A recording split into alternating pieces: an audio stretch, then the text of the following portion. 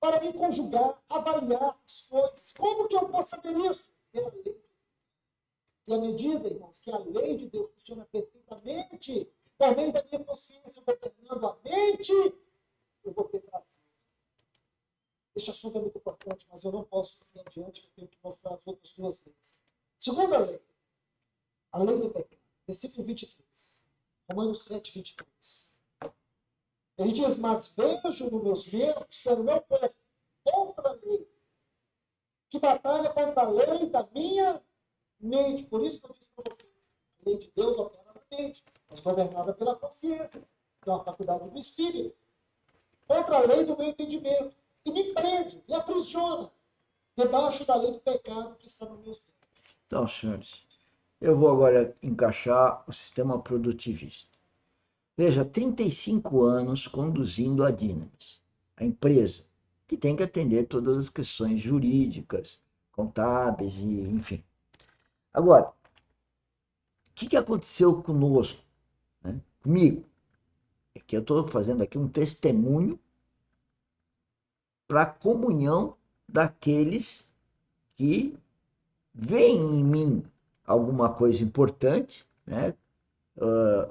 Veem em mim Cristo, porque a coisa importante que vocês podem ver em mim é Cristo. O cristão, ele tem que ver, pelo comportamento do outro, o Cristo no outro.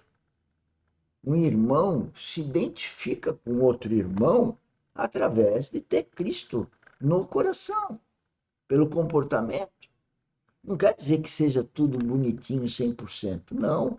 Mas a gente vê a vontade de Deus, que é de transformar e fazer com que a coisa possa estar prosseguindo todo, todo dia, toda hora, através do, do convívio com o Espírito Santo. Né? Então, há 35 anos, vou mudar para cá, há 35 anos que a gente vem passando por essa transformação. 35 anos. Cerca de 35 anos, né? Que a gente vem passando por esses processos de transformação, né? Que é a nossa mente. A nossa mente vem sendo transformada. E cada dia mais a gente tem a certeza. O problema é que nós trabalhamos com pessoas que de repente não nasceram de novo ou não têm a devida maturidade espiritual. E se a pessoa não nasceu de novo ou não tem a devida maturidade espiritual, ela não discerne, ela não tem revelações do que é o sistema produtivista. Por quê? Porque o mundo, né? O mundo fala no sistema trabalhista, onde se ganha por tempo. Agora, o empreendedor, ele vende produto, ele não vende tempo. Por isso que nós falamos do empreendedorismo, é para vender produto e não tempo. O empregado quer ganhar por tempo. O sistema trabalhista é por tempo. Mas o empreendedorismo vende produto. O dentista, por exemplo, ele gasta tempo para fazer os seus produtos, mas ele cobra por produto, ele não cobra por tempo. Algumas profissões cobram por consulta, mas é a consulta e ela pode gastar um certo tempo. Né?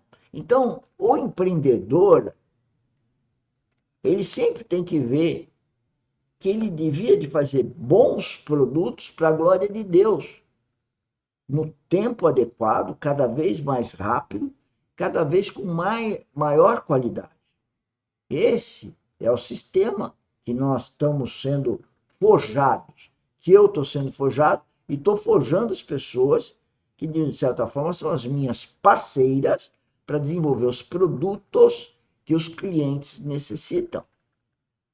Então, a gente desenvolveu experiência para identificar produtos e clientes que precisam desses produtos e os nossos parceiros, conjuntamente com a nossa orientação, desenvolvem os produtos. e ganham por produtos, não por tempo. Muito bom. Mas tem um problema muito sério. Antes de falar do problema sério, notei algumas coisas aqui. Eu tinha dito que qualquer um pode participar. Então é bom vocês guardarem isso. Qualquer um, não precisa saber administração, saber engenharia. Não, não precisa. Precisa ter coração.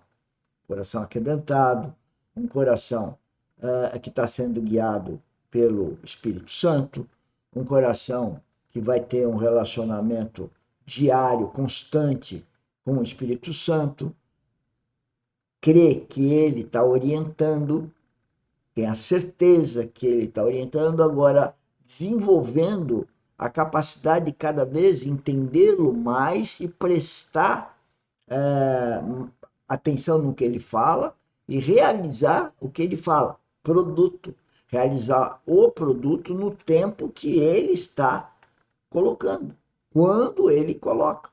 Então nós temos que ser assertivos de ouvir cada vez melhor o Espírito Santo e cada vez mais prestar o serviço, né, que é para a glória de Deus no tempo que ele quer que a gente faça. Então, quando eu vou vender um produto para o cliente, eu tenho que garantir produto com qualidade e no prazo, para atender o outro. Né? E aqui eu preciso passar essa ideia para os parceiros, que eu não tenho empregado e não quero andar no sistema trabalhista, mas sim no sistema produtivista. Então eu tenho empreendedores, eu falo com empreendedores. Mas queria observar que o nosso produto, Engenharia Civil Geotécnica, é um produto básico. Em qualquer rua, qualquer edificação, qualquer pavimentação, qualquer piso, qualquer fundação de qualquer casa, qualquer escavação, qualquer aterro, qualquer contenção, qualquer encosta, qualquer barragem, em tudo nós temos engenharia civil geotécnica, é básico. A engenharia civil geotécnica mexe com os solos, com a terra, com a mecânica dos solos, com as obras de terra. Muito bom. Ele é básico.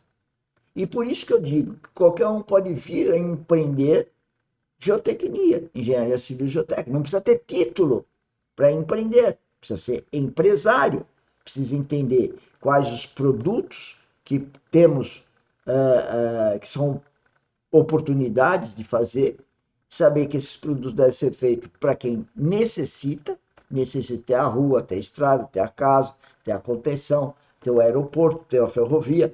Quem precisa, um órgão público ou empresa privada ou pessoa física, e produzir aquele produto no tempo adequado.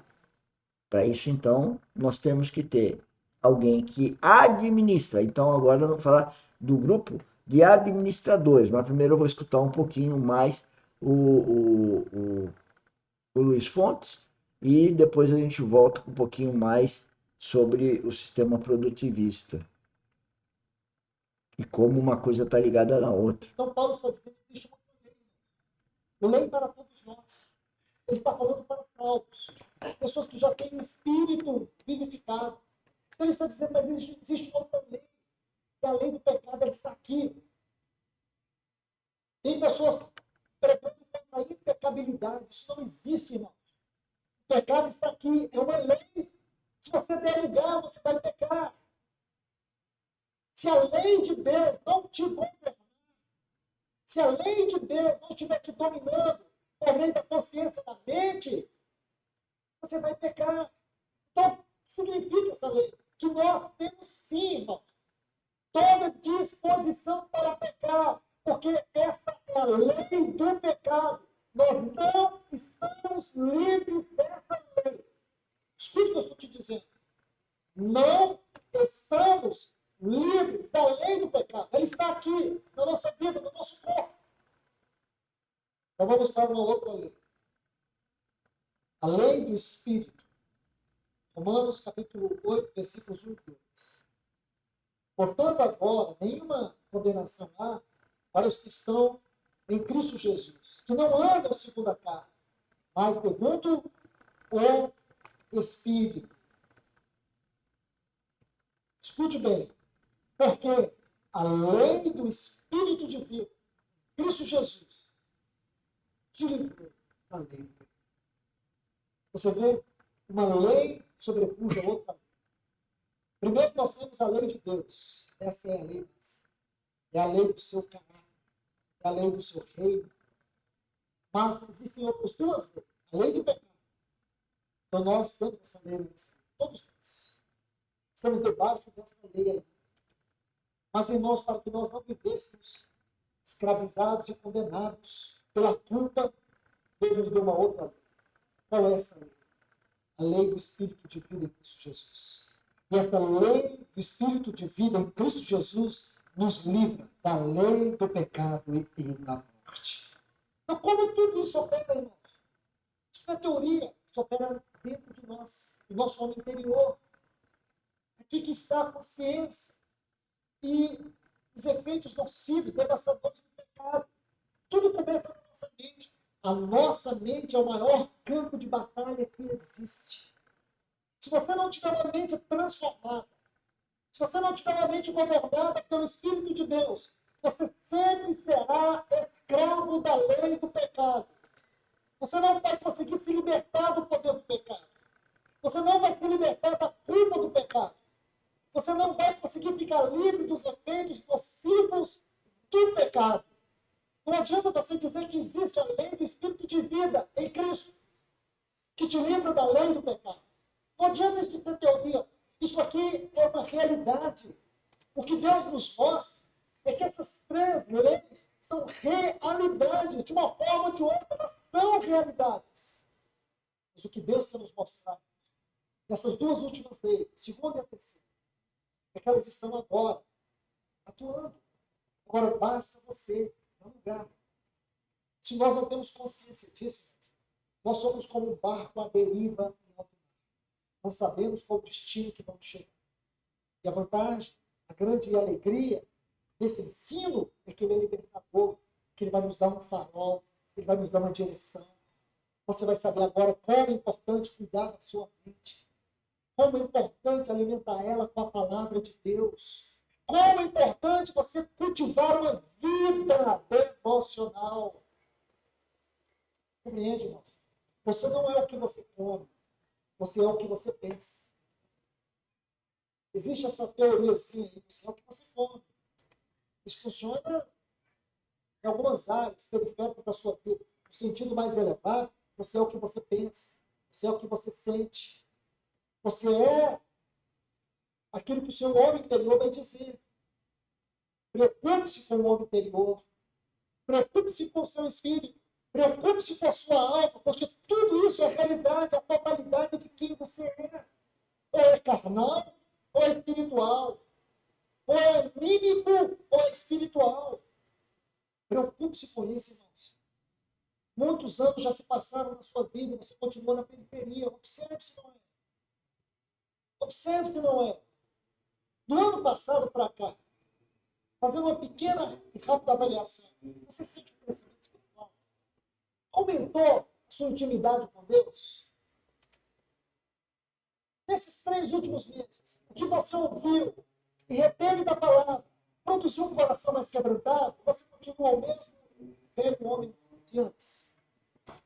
A mesma velha mulher de antes? Essa palavra velha aqui, estou colocando ela para definir Adão.